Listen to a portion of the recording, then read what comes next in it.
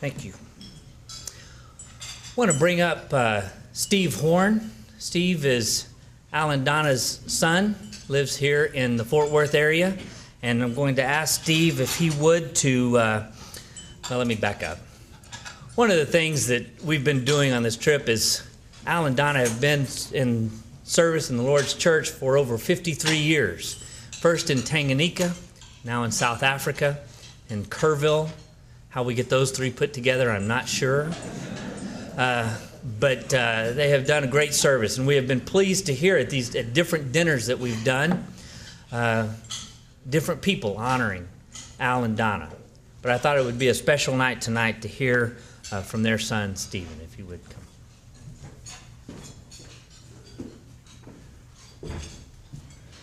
See, I got this all wrong. I thought this was a roast for Mom and Dad, so I guess I'm going to have to put all my jokes away that I brought. But I am the oldest and the youngest son of the Horne household. I do have three older sisters, one of which is Lisa, sitting next to my mom back there.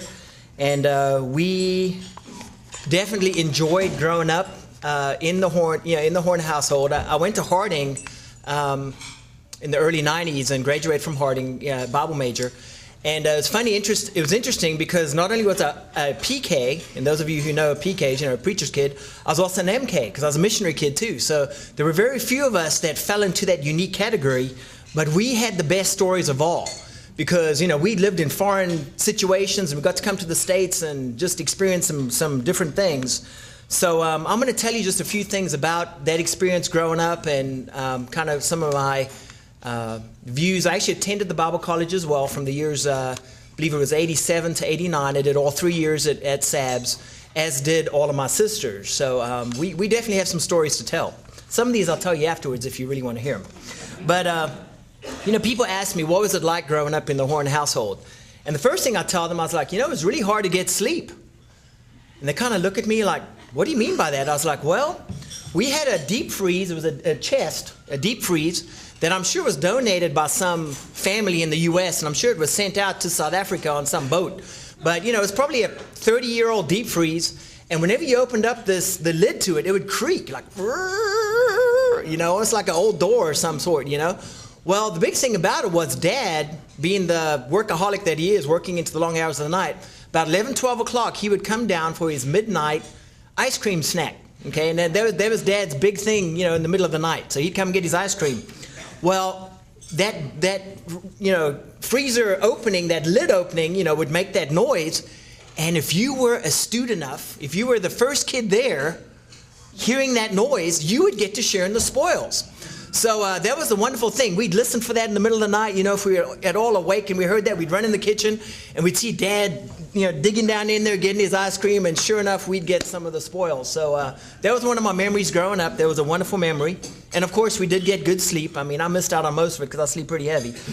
But the other thing is, we used to joke about our house as being the Horne Hilton. And it's funny that we're in a Hilton tonight. But anyway, we joked about it as the Horne Hilton because one thing about being a missionary family, you host a lot of people coming who are interested in the work. We hosted guest lecturers, people coming out to speak at the Bible college.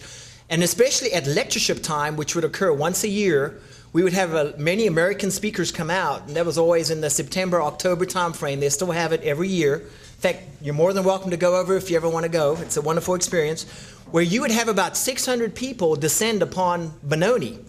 And so we'd have to put up all these people in our houses, and Mom would sign up, and she'd sign up, and she'd sign up. We're like, how many are we keeping this year, Mom? Because remember, there's 6 of us. 15, 17. I'm like, really, Mom? We're going to keep 17 people. But the best part was the school had a caravan, or you guys call them like RVs, but an old kind that you tow. Well, I got to stay outside in the RV thing, right? So I was always excited. I was like, yes, I get to stay in the backyard, So all these things had benefits and perks. But yeah, the Horne Hilton, when we had so many people like that, I mean, there were people sleeping on couches on the floor. And we even heard one guest one time call it, I think, the Hanoi Hilton, something like that. So it was some tough times sometimes. And, the thing about it, Mom would come home and she would, we'd have lectureship. We'd go to lectures all day up at the church. Then she'd come home and have to prepare a meal for 22 people. And she would do it night after night. Now, just amazed at all the work that she did. And if you ask Mom today, she doesn't like cooking anymore. She's done with cooking. So, she's, and I don't say that to embarrass her, but she's really like, son, if we can go out, that would be much better. I'm like, Mom, let's go out. So she served her time in that.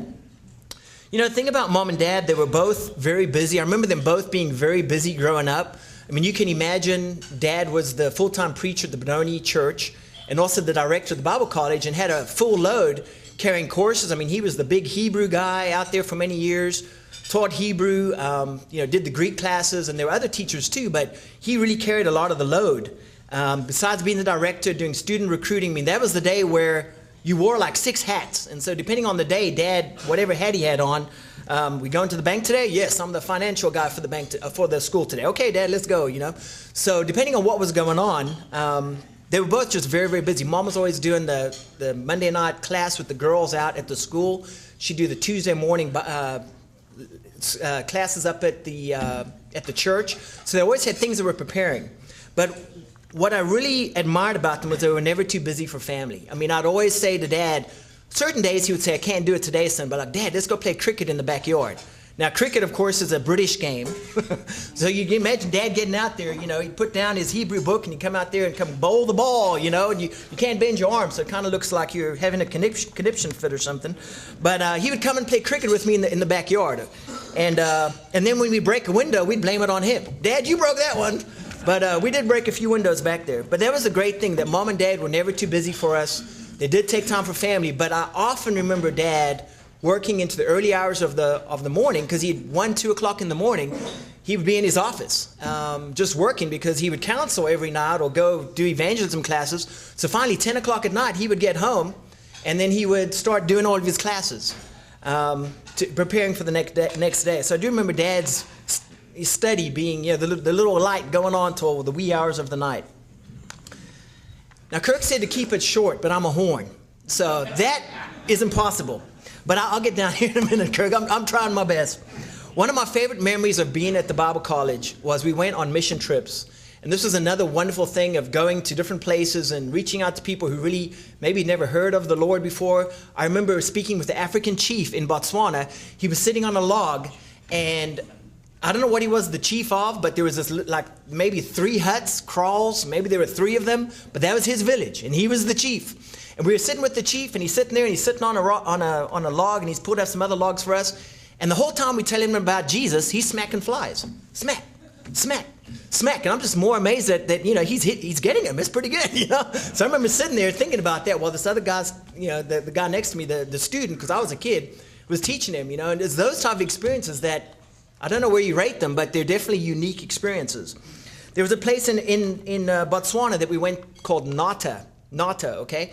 When you drive up there, there's really not much there. So one of the Americans came, and he's like, I know why they call this Nata, because there's not a thing here, And we're like, well said, that's true. There wasn't much out there. We would camp next to the riverbed, and we'd have snakes and deal with all of it. We had an old Bedford truck, ex-Army truck that we take up there, and this thing, it was like 50 years old. It would run when it wanted to. They'd warm it up for an hour so we could get going, Well, one time we hit a cow. I guess the cow had a horn or something, but anyway, it stuck a hole in the radiator. So we're all looking around at each other. We're in the middle of Botswana. What do? We're in the middle of nowhere, right? So one of the guys, one of the ex-students, and this is the thing about the students have all kinds of backgrounds. We've had doctors at the school, from the Ukraine, or I don't know if I'm getting it right, but from all over the place. These guys have varied and wide backgrounds, as well as the women. And so one of these guys had been in the Zimbabwe Selous Scouts or whatever it is that they have, And so he was like, well, we had this happen once, and we put oatmeal in the radiator. He said, do we have any oatmeal? We were looking at each other like, well, yeah, we had some this morning. Do we have any oats? So we go scrounging for oats. We poured the oats into the radiator once it cooled down, and sure enough, the oats got down there and sealed up that hole, and we were able to make it to the next town, which was a good 2 hours away. I mean, we would have been stuck. Looking for Bedford parts, for an old Army truck. There's no telling how long we would have been stuck. So that was one of my favorite. We also went swimming with crocodiles once, but that's another story I'll tell you if you're interested. So ultimately, as I end, Kirk, in all honesty, I think one of my parents' greatest achievements within our family, and the Bible College has grown and grown and grown and just done wonderful things. I know Dad and Mom have worked, and just, I think, been amazed at what God has done in the school and the lives it's influenced and the countries it's touched. We have graduates all over the world doing things. I'm not a full-time preacher, but I'm very active at the Heritage Church of Christ, teaching and using the Bible knowledge that I gained in the 3 years that I was there. But I think Mom and Dad's greatest pride and just the greatest moment within our family is the fact that all four of their kids, graduated from the Southern Africa Bible College. All of us are products of the school. We all were well grounded. In fact, Mom and Dad insisted, we want you grounded in the faith before you do anything else in your life. And we did it. We lived it. And we still all very much believe in the school and support its calls. And so to Mom and Dad, we honor you tonight. We thank you for what you've done for us and put into us through the school. And so I'd like to give a round of applause for Mom and Dad in honor of them.